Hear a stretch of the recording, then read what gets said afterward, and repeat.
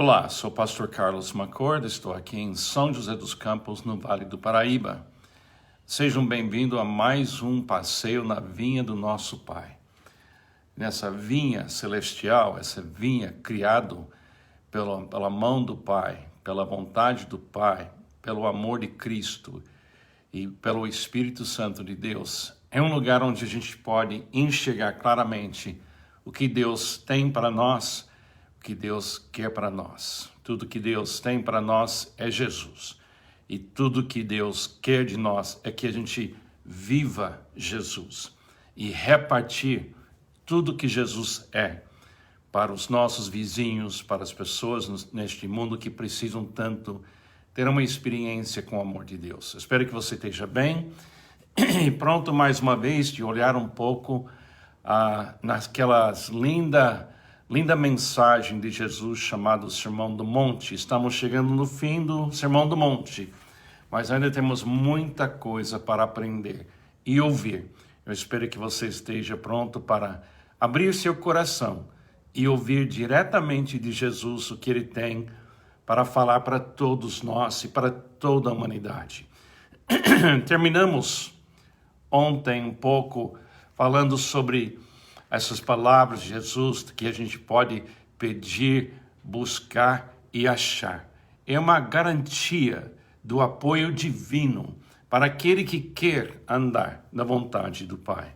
São algumas das palavras mais positivas e preciosas já faladas para a humanidade. Agora, nós temos mais 3 declarações de Jesus antes de ouvir ele fechar o Sermão do Monte, falando da pessoa que construiu sua casa sobre a rocha. A gente pode até estranhar porque Jesus continua enfatizando mais 3 coisas. Porque quando ele termina falando sobre que o nosso Pai nos dará o Espírito Santo, seria muito fácil pensar que Jesus está terminando e ele agora vai falar sobre a casa construída sobre a rocha. Mas não, ele tem mais 3 coisas para falar para a gente. E eu acredito que ele tem essas 3 coisas que ele está nos dando agora, porque ele sabe que a gente vai ter dificuldade em viver realmente tudo que ele acabou de falar para nós no Sermão do Monte. Então ele quer dar para nós 3 alertas e uma oportunidade de ouro. Ele vai nos dar alguma coisa lindíssima que pode ser praticada em qualquer lugar, em qualquer época, em qualquer país, em qualquer contexto político ou econômico ou social. Então vamos ler a primeira dessas 3 coisas que Jesus vai falar antes de terminar o sermão. A primeira delas, ele fala assim: façam. Olha o que ele diz. Assim, em tudo. Assim, notem bem. Assim, baseado em tudo que eu acabei de falar nesse sermão. Assim, em tudo, façam aos outros o que vocês querem que eles lhes façam, pois esta é a lei e os profetas. Mateus 7:12. Poderíamos ficar 1 hora, 2 horas, 3 horas agora, tentando compreender tudo que ele está falando aqui. Mas realmente podemos enxergar algumas coisas. O que ele fala agora, ele diz: em tudo que você vive, em tudo que você faz, existe uma maneira de você avaliar, que você pode avaliar como deveria ser seu comportamento. É impressionante essa declaração de Jesus, porque a gente não tem que ter um diploma de teologia, a gente não tem que ter uma inteligência acima daquilo que é normal para seres humanos. Isso não é somente para um super cristão.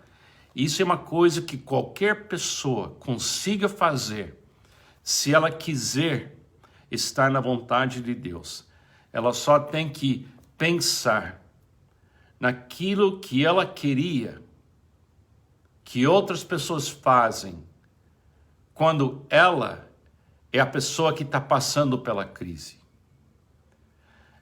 Eu posso imaginar, você pode imaginar, qualquer pessoa pode imaginar, se quiser realmente viver isso, o que eu queria que meu vizinho fizesse na minha situação, comigo, se eu entrasse numa situação, qualquer situação. Ontem à noite acordei pensando nisso. No meio da noite eu estava pensando, eu preciso de uma boa ilustração, que talvez possa ajudar a gente a compreender o que ele está dizendo aqui. Então Deus me deu essa ilustração. Imagine que a casa do seu vizinho pegou fogo durante a noite. Você acorda e você percebe a tragédia que está acontecendo ao lado da sua casa. E você está sabendo que a família que está dormindo lá não fez barulho nenhum. E você não ouviu gritos, e você não ouviu ninguém tentando ajudar. Mas você está acordado. E você agora tem uma responsabilidade. Jesus diz, em tudo façam aos outros o que vocês querem que eles lhes façam. Agora, se fosse você e sua família dormindo numa casa que pegou fogo, você queria o que do seu vizinho? Ficou super fácil para mim. Primeira coisa, eu queria que alguém me acordasse. Eu queria que alguém ligasse para os bombeiros. Eu queria que meu vizinho chegasse até minha porta, gritando meu nome, chamando meu nome, chamando o nome da minha esposa, chamando o meu nome para ouvir eu responder, para saber que eu ainda estou vivo e preciso de ajuda. E eu queria que meu vizinho tivesse a coragem, se for necessário, se ninguém saísse da casa, que ele ia quebrar a porta da minha casa e tentar me achar, e achar a minha família, e se for necessário, nos carregar para fora da casa. Eu queria que meu vizinho fizesse isso. Então, se essa ilustração não foi uma ilustração, mas aconteceu no seu apartamento, ou no seu bairro, ou com seu vizinho, você teria que avaliar se esse vizinho é um bom vizinho? Ou será que, se fosse o vizinho, o pior vizinho do seu bairro, ou até o seu inimigo, você teria coragem de viver o que Jesus está dizendo aqui? Não importa se ele for o melhor vizinho ou o pior vizinho, ou alguém que goste de você ou não goste de você. Você não vai decidir usando a informação da sua opinião sobre essa pessoa. Você vai usar a medida de Jesus. O que eu queria que fosse feito na minha vida. O que eu queria que ele fizesse com eu e minha família, meu vizinho. Esse princípio é chamado a regra de ouro, mas na realidade não é uma regra, é uma oportunidade de ouro. É uma oportunidade, um princípio de ouro, que diz assim, eu sei como amar meu vizinho, se eu me colocar no lugar do meu vizinho. E se você precisa de mais motivação, o que Deus revelou para mim sobre este trecho foi que eu deveria lembrar que Jesus conhece meu vizinho. E Jesus morreu por meu vizinho. E isso é muito mais importante do que se o meu vizinho gosta de mim ou não, ou eu gosto do meu vizinho ou não. Jesus nos dá aqui uma medida que todo mundo pode usar diariamente. O seu vizinho, uma pessoa conhecida, uma pessoa que mora perto de você, está passando por circunstâncias, está vivendo uma realidade, e porque você é vizinho, você consegue perceber o perigo que ele está correndo, ou ela está correndo, e você quer uma estratégia para amar essa pessoa. Jesus deu para você a maneira de pensar no seu vizinho. Ele deu para você a capacidade de imaginar se fosse você vivendo a realidade que seu vizinho está vivendo. Se você estivesse na circunstância daquela pessoa, você queria ser tratado como? Acho muito importante essa medida, porque muita gente diz, eu não sei o que fazer. Não vou me envolver. Eu não quero nem saber.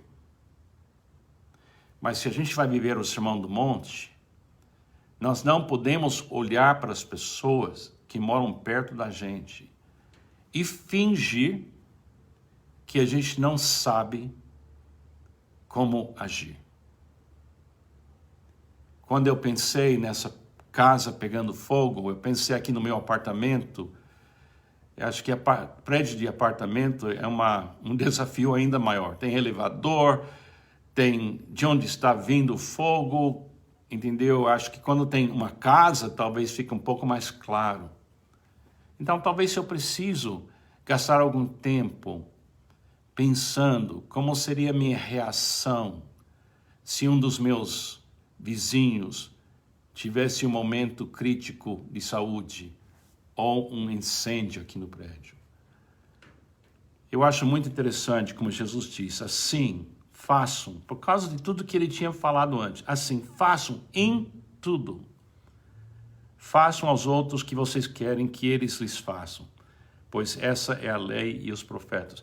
Já pensou se o dono de uma loja ou um negócio olhasse para cada funcionário e usasse essa medida? Se eu fosse um funcionário, eu queria ser tratado como? Se eu fosse um funcionário na minha fábrica, ou na minha loja, ou no meu restaurante, eu queria ser tratado como? Se eu fosse um estrangeiro chegando no Brasil, da Síria, da Venezuela, eu queria ser tratado como? Se eu fosse uma pessoa deprimida, morando na casa, com medo de sair para o meu bairro, eu queria ser tratado como? Você percebe como essa medida está dentro da sua capacidade e a minha capacidade de avaliar? Então, por que a gente não vive isso? Eu acho que porque a gente sabe que se tratasse da gente, querendo ser tratado de uma certa forma, a gente não quer usar essa medida, porque vai nos custar alguma coisa. E vai nos envolver, talvez, em uma conexão com o nosso vizinho, que vai nos custar algo. Leia a história do bom samaritano. Se lembra daquela história que ele encontrou aquele homem à beira da estrada? É exatamente a mesma mensagem. Então, quando a gente lê o Sermão do Monte e a gente compreende o Sermão do Monte, aqui Jesus nos dá a medida correta da gente olhar para aquela vida ao redor da gente. Não está falando do mundo inteiro. Ele está falando daquele fogo na casa do vizinho. se fosse a nossa casa. Pense nessas coisas. Se Jesus para tudo para nos dar esse princípio universal e essa oportunidade de ouro, creio que a gente precisa parar e ouvir e viver. Vamos ouvir? Vamos fazer? Eu quero, mas eu também sei que dá uma pausa dentro de mim, pensando, puxa, eu espero que a casa do meu vizinho não pegue fogo. Mas, neste mundo, eu tenho que estar pronto. Eu não posso ficar com dúvidas na hora que o fogo começa. Eu tenho que já saber, eu vou amar desse jeito. E eu tenho essa capacidade. Jesus me deu o Espírito Santo. Ele deu o Espírito Santo para você. Aceite o desafio de viver isso. Amanhã a gente vai falar da segunda coisa que Jesus fala para nós, que antes de ele terminar o sermão. Que Deus te abençoe. Tenha um ótimo dia.